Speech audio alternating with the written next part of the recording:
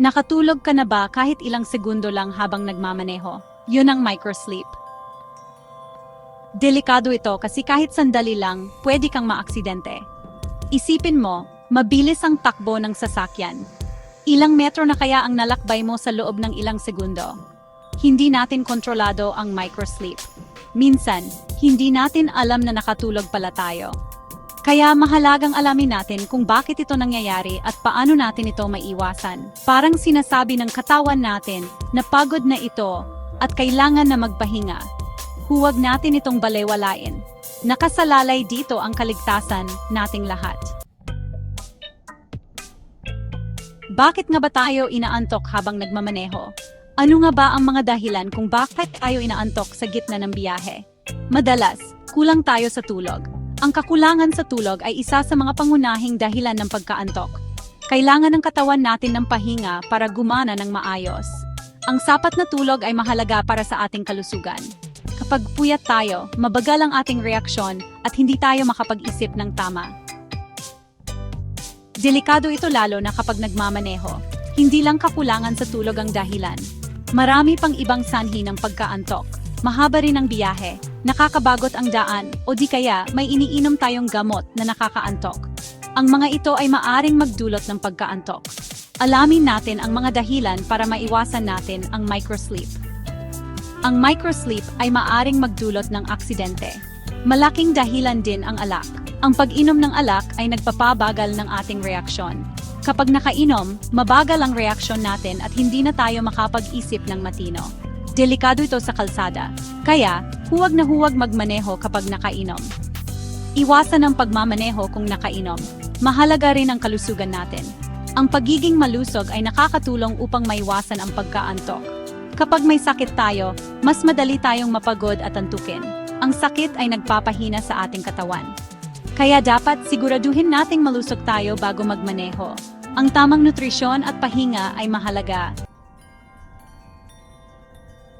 Paano natin malalaman kung nakakaranas na tayo ng microsleep? Ano nga ba ang mga palatandaan nito? May mga senyales na dapat bantayan upang maiwasan ang panganib. Una, parang bumibigat ang ating mga mata na tila ba gusto ng pumikit. Parang may humihila para pumikit, kahit pilit nating nilalabanan.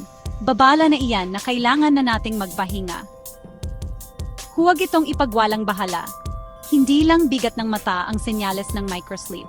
Mahihirapan din tayo mag-focus sa daan at maaring mawala sa linya. Baka makalimutan pa natin ang mga nangyari sa biyahe.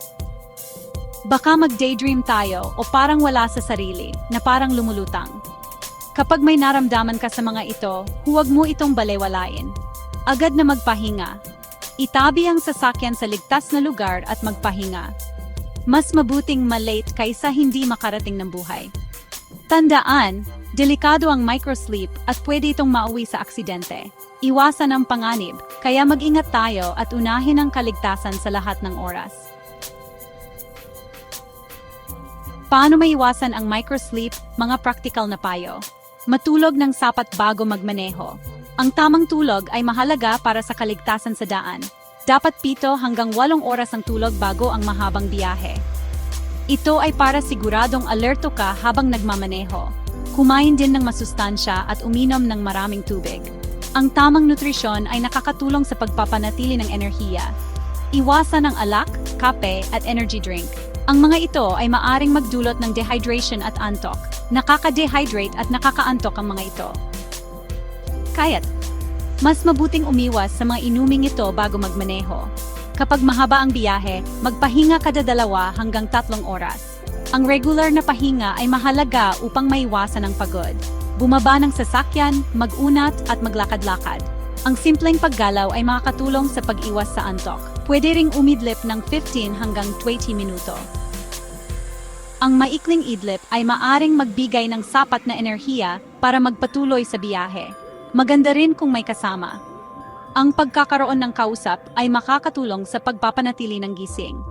Pwede kang makipag-usap sa kanya, o kaya siya ang magbantay kung inaantok ka na. Ang pagkakaroon ng kasama ay nagbibigay ng dagdag na seguridad. Tandaan, malaking responsibilidad ang pagmamaneho. Ang pagiging alerto at handa ay mahalaga sa kaligtasan. Huwag nating isugal ang buhay natin at ang buhay ng iba dahil lang sa antok. Laging mag-ingat sa daan.